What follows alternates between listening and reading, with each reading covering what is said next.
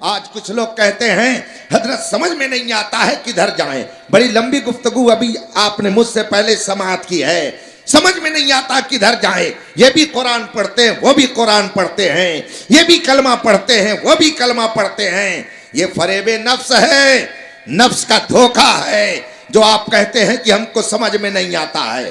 یہ اسٹیج لگا ہوا ہے, پیچھے چاندنی ہے, اس کے پیچھے کیا ہے نہ آپ دیکھ رہے ہیں نہ میں دیکھ رہا ہوں, ہے نا حضرت. لیکن اگر میاؤں میاؤں کی آواز پیچھے سے آ جائے اور میں آپ سے پوچھوں کہ بتائیے پیچھے کیا ہے, تو آپ کیا جواب دیں گے؟ کیا جواب دیں گے؟ کیا ہے؟ بلی ہے. حالانکہ آپ نے دیکھا نہیں, دیکھا نہیں ہے, مگر آپ نے کیا کہہ دیا؟ بلی ہے. میاؤں میاؤں کی آواز آئی تو آپ نے کہہ دیا بلی ہے. بھوں بھوں کی آواز آئی تو کہہ دیا آپ نے کتا ہے. مرغ بولے تو آپ کہیں گے مرغ ہے. آپ نے مرغ دیکھا نہیں, اس کی آواز کو سنا تو آپ نے پہچان لیا. آپ نے گدھے کو دیکھا نہیں مگر اس کی آواز کو سن کر کے آپ نے پہچان لیا. آپ نے بلی کو دیکھا نہیں مگر اس کی آواز کو سن کر کے آپ نے اس کی حقیقت کو پہچان لیا. مجھے بتایا جائے جب آپ کے پاس اتنا شعور ہے, آپ کے پاس اتنی عقل ہے, آپ کے پاس اتنی سمجھ ہے کہ آپ نے آواز سن کر کے حقیقت کا پتہ لگا لیا, تو اگر انسانوں میں آوازیں الگ الگ نکلیں تو کیوں نہیں آپ پتہ لگاتے ہیں کہ یہ کون ہے؟ جب ربیع الاول شریف کا مہینہ آتا ہے تو ایک آواز آتی ہے کہ یہ تو شرک اور بدعت ہے, میلاد کرنا حدیث سے ثابت نہیں ہے. اور دوسری آواز آتی ہے مثل فارس زلزلے ہو نجد میں ذکر آیات بلاغت کیجئے. ایک طرف سے آواز آتی ہے نبی مر کر مٹی میں مل گئے, وہ کچھ نہیں دے سکتے ہیں, مگر دوسری طرف سے آواز آتی ہے تو زندہ ہے واللہ, تو زندہ ہے واللہ, میری چشم عالم سے چھپ جانے والے. ایک طرف سے آواز آتی ہے کہ نبی تو گاؤں کے چودھری کی طرح سے ہے, وہ ہمارے بڑے بھائی ہے, اور دوسری طرف سے آواز آتی ہے اللہ کی سرتابہ قدم شان ہے, یہ انسان ہی انسان, وہ انسان ہے یہ. قرآن تو ایمان بتاتا ہے انہیں, ایمان یہ کہتا ہے میری جان. ایک طرف سے آواز, ایک طرف سے آواز یہ آتی ہے کہ نبی کچھ نہیں دے سکتے ہیں, مگر دوسری طرف سے آواز آتی ہے کون دیتا ہے, دینے کو منہ چاہیے, دینے والا ہے سچا ہمارا نبی. ایک طرف سے آواز آتی ہے یا رسول اللہ کہنا شرک ہے, اور دوسری طرف سے آواز آتی ہے غیظ میں جل جائیں بے دینوں کے دل, یا رسول اللہ کی کثرت کیجئے. ایک طرف سے آواز آتی ہے جس کا نام محمد یا علی ہے, وہ کسی چیز کا مالک و مختار نہیں ہے, اور دوسری طرف سے آواز آتی ہے نبی مختار کل ہے, جس کو جو چاہے عطا کر دے, زمین کو آسماں کر دے, سریا کو سرا کر دے. آواز آتی ہے میں تو مالک ہی کہوں گا کہ وہ مالک کے حبیب یعنی محبوب و مہم میں نہیں میرا تیرا. ایک طرف سے یہ آواز آتی ہے کہ تم نبی کو بس اتنا علم تھوڑا سا مانو, زیادہ علم نبی کو مانو گے تو شرک ہو جائے گا. غیب کے بارے میں ابھی تفصیل آپ سن چکے ہیں. آواز آتی ہے نبی کو تو پیٹھ پیچھے کی بھی خبر نہیں ہے, اور دوسری طرف سے آواز آتی ہے اور کوئی غیب کیا تم سے نہا ہو بھلا, جب نہ خدا ہی چھپا تم پہ کروڑوں دو. اگر آپ مرغ کی آواز کو سن کر کے اس کی حقیقت تک پہنچ جاتے ہیں, بلی کو بغیر دیکھے ہوئے اس کی آواز کو سن کر کے بلی کی حقیقت کو سمجھ جاتے ہیں, تو ان دونوں آوازوں کو سن کر کے بھی آپ کو حقیقت تک پہنچ جانا چاہیے کہ ایک غدار مصطفیٰ کی آواز ہے اور ایک وفادار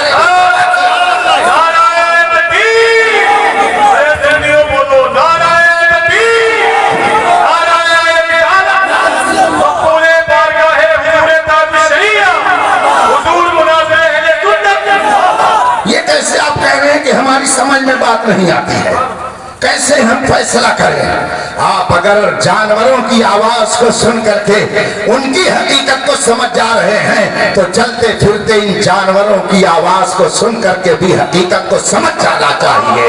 یہ مت سوچئے آپ کہ بڑے گھر کا ہے کہ چھوٹے گھر کا ہے, ہے، چاہے گدھا بولے یا ہاتھی بولے، چاہے چھوٹا جانور بولے یا بڑا جانور بولے، آپ اگر وہاں بولی سے حقیقت کا پتہ لگاتے ہیں تو یہاں بھی آپ کو بولی سے حقیقت کا پتہ لگانا ہے۔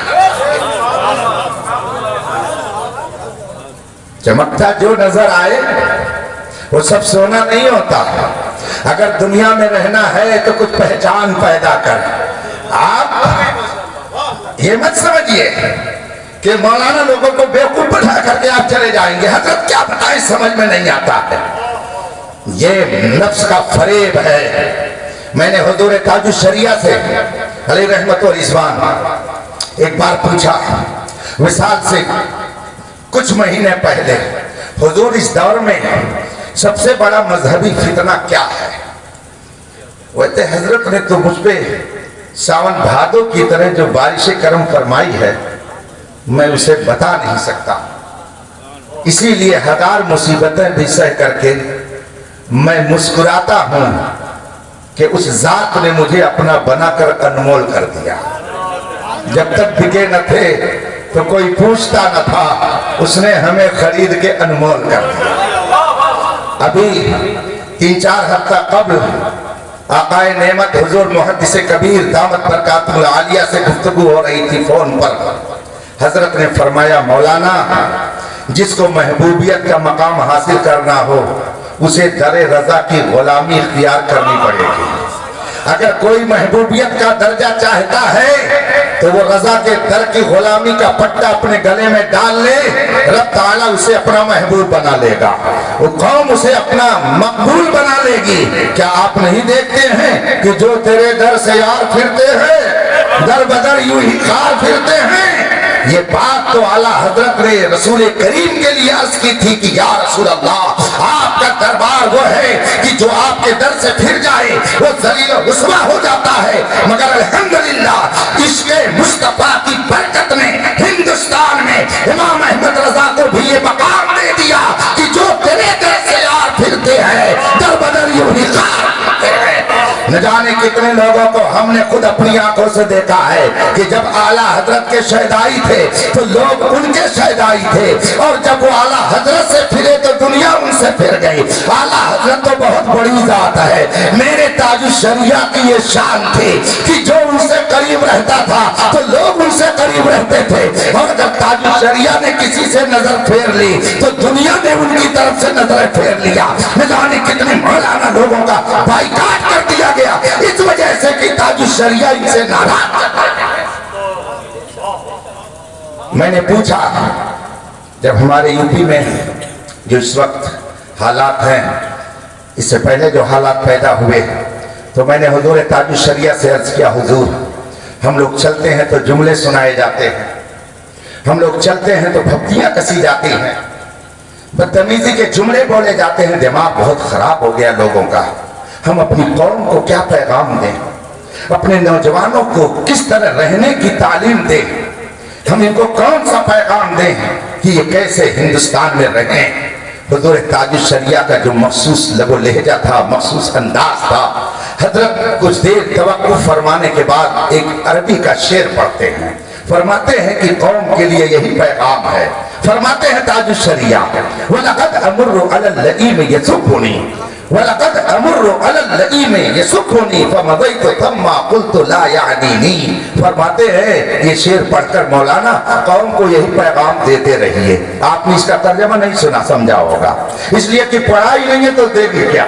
ہاں یہ ان کو ناز کس پر ہے؟ انگلش پر۔ اگر انگلش ان کو آ گئی تو سمجھتے ہیں ہم سے زیادہ قابل کوئی نہیں ہے، بلکہ لوگ کہتے ہیں اگر کسی پہ روب جمانا ہو تو انگلش میں بات کرنے لگے تو اس کے اوپر روب تھوڑا جم جائے گا، اور واقعی جم بھی جاتا ہے، لیکن شاید یہ نہیں سمجھتے ہیں کہ قبر میں جانے کے بعد سارا روب اتر جائے گا، اس لیے کہ وہاں پر انگلش اور اردو نہیں بولی جائے گی بلکہ وہاں تو عربی زبان سکھائی اور بولی جائے گی، پھر وہاں سلسلہ کچھ اور چلے گا۔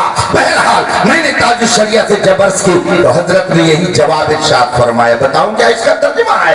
حضرت فرماتے ہیں قوم کو پیغام دے دیجئے وَلَقَدْ أَمُرُّ عَلَى الَّئِيمِ يَسُبُّنِي، میں جب نالائق اور کمینے کے پاس سے گزرتا ہوں تو وہ مجھے دیکھ کر گالی دیتا ہے، فَمَضَيْتُ ثَمَّ، لیکن میں گالی سن کر کے بھی آگے بڑھ جاتا ہوں اور میں یہ سمجھتا ہوں کہ مجھے نہیں کہہ رہا ہے، کسی اور کو کہہ رہا ہے۔ اس طریقے سے زندگی گزارو، اس لیے کہ ہم یہ جانتے ہیں کہ جس نبی کا کلمہ پڑھنے کی وجہ سے ہمیں برا کہا جا رہا ہے، اس نبی کی نگاہ میں کوئی شے پوشیدہ نہیں ہے۔ وہ جانتے ہیں کہ میرا امتی میرا کلمہ پڑھنے کی وجہ سے اگر گالی سن رہا ہے تو میدان محشر میں اسے میری شفاعت نصیب ہوگی، میرے جھنڈے تلے ہوگا۔ اسی لیے کہنے والے نے کہا ہے یا رسول اللہ، دنیا والے اگر ظلم کرتے ہیں تو ہر جفا ہر ستم گوارا ہے، اتنا کہہ دے کہ تو یا ایھا الذین آمنوا آمنوا، اے ایمان والو ایمان لاؤ۔ کیا مطلب ہے ایمان لانے کا؟ اس کا مطلب یہ ہے کہ اے ایمان والو اپنے ایمان کی حفاظت کرو، اے ایمان والو کلمہ پڑھ کر کے بے خوف مت ہو جاؤ۔ آج کل تو کچھ لوگوں کا حال یہ ہے، وہ جاتے ہیں نا دوسرے ملکوں میں، خاص طور سعودیہ گئے، وہاں سے آئے نقشہ ایسا بدلتا ہے، سمجھتے ہیں کہ ساری سچائی وہیں رکھی ہوئی ہے، اور جب ان سے گفتگو کی جائے تو کہیں گے اچھا یہ بتائیے کھڑے ہو کر کے سلام پڑھنا کہاں بخاری شریف میں لکھا ہے؟ اب بیچارہ یہ نوجوان کہاں بخاری شریف، اس کو جیسے کراس کوشچن کرنے آتا ہی نہیں ہے۔ اگر وہ آپ سے پوچھتا ہے کہ میلاد شریف پڑھنا بخاری شریف میں کہاں لکھا ہے، تو اب تو آپ پوچھ ہی سکتے ہیں ایسے لوگوں سے حضرت جی ذرا وہ حدیث دکھا دیجئے بخاری شریف کی جس میں لکھا ہے کہ مدینہ شریف میں سنیما گھر بنوا دینا، ذرا وہ حدیث بتا دیجئے جس میں یہ لکھا ہوا ہے کہ عرب میں کلب بنوا دینا، وہ حدیث ذرا دکھا دیجئے جس میں لکھا ہوا ہے شراب خانے بنوا دینا، وہ حدیث ذرا دکھا دیجئے جس میں لکھا ہوا ہے عیاشی کے ہڈے بنا دینا۔ ان کے منہ میں دہی جمی رہتی ہے جب ان بدکاریوں کا ذکر آتا ہے، اور جب مصطفیٰ کے میلاد کی بات آتی ہے تو حدیث پوچھی جاتی ہے، کچھ تو ہے جس کی پردہ داری ہے۔ یوں کوئی بے وفا سمجھ کر کے سمجھ کر سمجھو، سمجھنا بھی ایک سمجھ ہے، سمجھ کر کے جو نہ سمجھے میری سمجھ میں۔ حضور تاج الشریعہ سے میں نے عرض کہ حضور اس وقت سب سے بڑا فتنہ کیا ہے مذہب کے اعتبار سے؟ فرمایا سب سے بڑا فتنہ صلح کلیت و رافضیت ہے۔ پوری دنیا میں اس وقت سب سے بڑا جو فتنہ ہے وہ فتنہ صلح کلیت ہے۔ ایک نظریہ قائم کیا جا رہا ہے، کسی کو کچھ مت کہو، کسی کو برا نہ کہو، خدا جانے کہاں سے انہوں نے یہ اصول نکال لیا، اور اگر انہیں کو آپ گالی دیجئے تو فوراً آستین چڑھانا شروع کر دیں گے۔ تیری ہمت کیسے ہوئی کہ تو نے مجھ کو گالی دے دیا؟ جو یہ کہتا ہے کہ کسی کو کچھ نہ کہا جائے، اگر اس کی ماں کو گالی دے دیجئے تو ابھی دیکھیے اگر اس کے بس میں آئے تو فوراً آپ کو تماچا لگانا شروع کر دے۔ اپنی ماں کے لیے گالی برداشت نہیں ہے، تب یہ نہیں سوچتا ہے کہ کسی کو برا نہیں کہنا چاہیے، اور ماں عائشہ کو طارق جمیل اپنی تقریر میں گالی دیتا ہے اور آپ کہتے ہیں کسی کو برا نہیں کہنا چاہیے۔ ذاکر نائک بامبے میں بیٹھ کر کے حضرت سیدنا امام علی مقام کے بارے میں تقریر میں کہتا ہے کیا ضرورت تھی کربلا جانے کی امام حسین کو، امام حسین غلطی پر تھے۔ اپنی تقریر میں کہتا ہے یزید امیر المومنین تھا اور آپ حسینی بنتے ہیں یا حسین کا نعرہ لگاتے ہیں، اور جو غیر مقلدیت پھیلاتا ہے اس کے دامن میں جا کر کے پناہ لیتے ہیں۔ ایسے حسینی سے کام نہیں چلتا ہے، بندے ہو وفادار، وفا کر کے دکھاؤ۔ کہنے کی وفا اور ہے، کرنے کی وفا اور۔ برا مت مانیے گا، یاد رکھیے فتنہ ہے یہ کہ کسی کو برا نہ کہا جائے۔ قرآن کریم میں فرمایا گیا تبت یدا ابی لہب، کیا ترجمہ ہے؟ ابو لہب کا ہاتھ ٹوٹ جائے تو آپ نماز پڑھنے جاتے ہیں کہ ابو لہب کا ہاتھ توڑنے جاتے ہیں؟ قرآن کریم میں الزانیۃ والزانی، زناکار مرد زناکار عورت، ان کو کوڑے مارو، تو اس کو زناکار کہہ رہے ہیں، عورت کو زانیہ کہہ رہے ہیں، اس کو بھی برا کہہ رہے ہیں، اس کو بھی برا کہہ رہے ہیں۔ السارق والسارقۃ، چور اور چٹن اس کو چور کہہ رہے ہیں، اس کو چکر کہہ رہے ہیں. یہ قرآن ہم کو بتا رہا ہے یہ برا ہے تو اس کو یہ کہو، یہ برا ہے تو یہ کہو. قرآن تو ہم کو یہ سکھاتا ہے، اور آپ کہتے ہیں کسی کو برا نہیں کہنا چاہیے. یہ کہاں سے آپ نے ضابطہ نکال دیا؟ میرا چیلنج ہے صبح قیامت تک کوئی ایسا ضابطہ اسلام کا نہیں ہے کہ برے کو برا نہ کہا جائے، کسی کو کچھ نہ کہا جائے.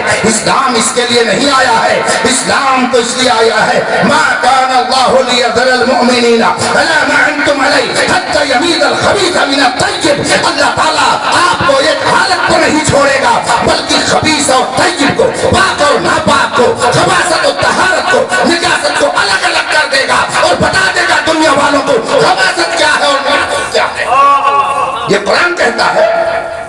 یاد رکھیے گا جب کبھی طہارت اور نجاست میں ملاپ ہوگا تو ہمیشہ نقصان طہارت ہی کا ہوگا، ہمیشہ نقصان نجاست کا نقصان. اس کو ایک مثال سے سمجھا تو اس کے بعد میں آپ سے رخصت ہو جاؤں گا. احمد الفتاح صاحب کو میں بھی سننا چاہتا ہوں، آپ بھی سننا چاہتے ہیں، کچھ نوجوان ادھر ادھر گھوم رہے ہیں وہ بھی سننا چاہتے ہیں، ابھی آئیں گے سننے کے لیے، ان کو بھی سن لیجئے گا. یہ چونکہ تقریر نہیں سنتے ہیں نا، یہ نعت سنتے ہیں، اس سے مسئلہ نہیں معلوم ہوتا، اس سے طبیعت خوش ہوتی ہے. مسئلہ تقریر سے معلوم ہوتا ہے، اس لیے سنتے نہیں ہیں تو دوسرے علاقے میں جا کے بدعقیدہ بن کے آتے ہیں تو لوگ کہتے ہیں کیا بتائے حضرت بدعقیدگی پھیل رہی ہے. ارے جب جانو گے نہیں تو بدعقیدہ نہیں بنو گے تو کیا بنو گے؟ طہارت اور نجاست مثال کے طور پر گوبر، بھائی یو پی بہار تو ملا کر کے ہی بولا جاتا ہے، پورے ہندوستان میں نہیں پوری دنیا میں کہیں بھی اگر یو پی بہار کا نام آتا ہے تو یو پی بہار ساتھ ہی بولا جاتا ہے. ہمارے ادھر بھی گوبر کہتے ہیں تو ادھر بھی گوبر ہی کہتے ہیں. گوبر کہاں رکھا جاتا ہے؟ گوبر کہاں رکھا جاتا ہے؟ فریج میں. فریج میں کوئی صاحب کہہ رہے ہیں کیا فریج میں؟ بھائی اگر آپ کے علاقے میں ایسا ہے تو بتا دیجئے. ہم جس کمرے میں ٹھہرائے گئے ہیں راشد صاحب نے اس میں بڑی سی فریج رکھی ہے تو سوچنا پڑے گا کہ اس میں کیا ہے. گوبر کہاں رہتا ہے؟ کوڑے دان پر، گھور پر. کیا بولتے ہیں اس کو؟ جہاں کوڑا رہتا ہے یہاں کیا بولتے ہیں؟ گھور ہی تو بولتے ہیں. گوبر کہاں ڈالا جاتا ہے؟ گھور پر، کوڑے دان پر. اور اچھی مٹھائی کون سی ہوتی ہے؟ ہر ایک کی پسند الگ الگ ہے. میری پسند ہے، کیا پسند ہے احمد الفتاح صاحب بتائیں گے، پورے ہندوستان میں گھوم گھوم کر کے مٹھائی کھاتے ہیں. مشاہدی صاحب بھی بتائیں گے، ان کے علاقے میں بھی اچھی مٹھائی بنتی ہے. اڑیسہ میں تو ایک مٹھائی بہت مشہور ہے، اس کو ہم لوگ خاص کر جب ڈائریکٹ گھر آنا ہوتا تو لے کر کے ہی آتے ہیں. کاجو کی برفی اچھی ہوتی ہے کہ نہیں ہوتی ہے؟ ہوتی ہے نا. چلیے مان لیجیے تو یہ برفی کہاں رکھی جاتی ہے؟ کہاں؟ فریج میں.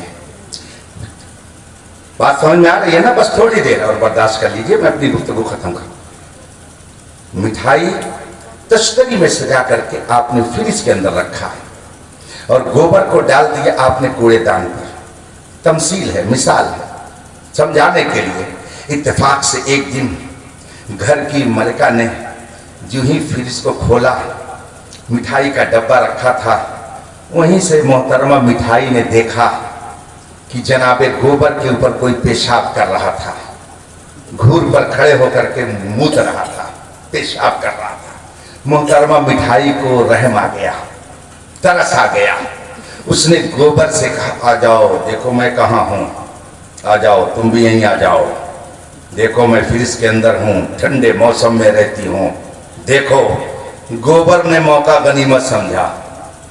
اس نے کہا اس سے بہتر کیا موقع ملے گا. دند سے دوستی کر لیا اور وہاں سے چل کر کے آیا اور دونوں خوب گلے ملے.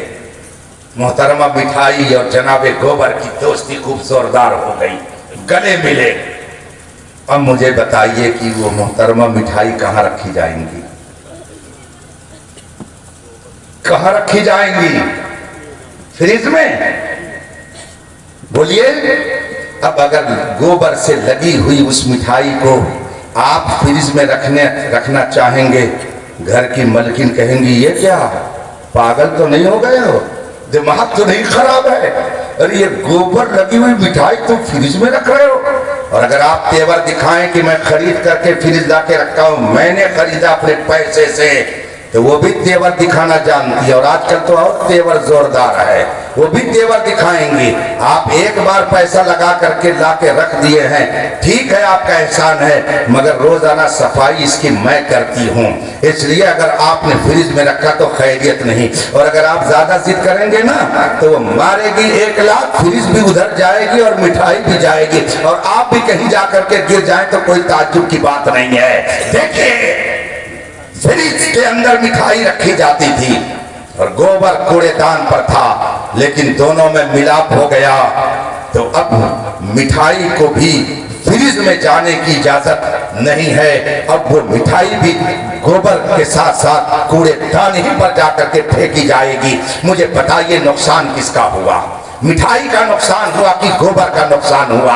ارے گوبر تو پہلے ہی کوڑے دان پر رہتا تھا، اب بھی کوڑے دان ہی پر ہے، وہ پہلے بھی گھور پر تھا، اب بھی وہی ہے۔ ہاں مٹھائی کا نقصان ہو گیا کہ پہلے وہ فریج میں رہتی تھی، اب وہاں سے نکال کر کے اس کو کوڑے دان پر پھینک دیا گیا۔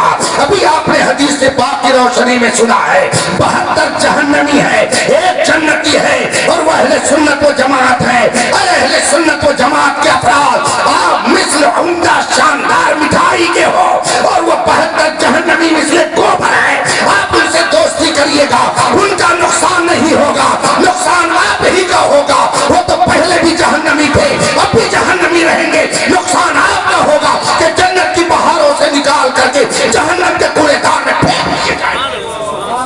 اس لیے یاد رکھیے جو لوگ اس طرح کا نظریہ پیش کرتے ہیں وہ آپ کے دوست نہیں ہو سکتے ہیں، وہ آپ کے دشمن ہیں۔ اس لیے اگر آپ مومن ہیں تو اپنے ایمان کی حفاظت کیجئے، اور ایمان کی حفاظت کے عظیم قلعہ کا نام مسلک اعلیٰ حضرت ہے۔ وآخر دعوانا الحمدللہ رب العالمین۔ السلام علیکم۔